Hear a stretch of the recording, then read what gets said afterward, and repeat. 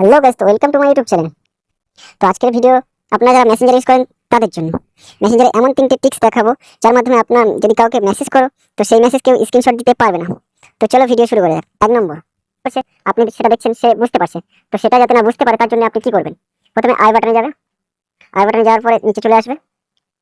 নিচে আসার পর দেখো রেড রিসেপশন, তো এখানে ক্লিক করবে। ক্লিক করার পর এটাকে অফ করে দেবে। 2 নম্বর টিপস।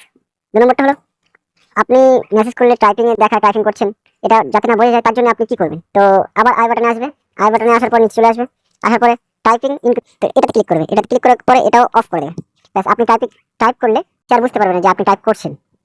3 নম্বরটা হলো যে আপনি যে কোনো ফটো সেন্ড করলে আপনার ফটো স্ক্রিনশট নিতে পারে, তো স্ক্রিনশট নিতে পারবে না। প্রথমে গ্যালারিতে ক্লিক করবে, গ্যালারিতে ক্লিক করার পরে যে কোনো একটা ফটো চুজ করে নেবে। নেওয়ার পরে এডিটে ক্লিক করবে, এডিটে ক্লিক করার পরে এটা অফ করে দেবে। অফ করে দেওয়ার পরে সেন্ডে ক্লিক করে দেবে।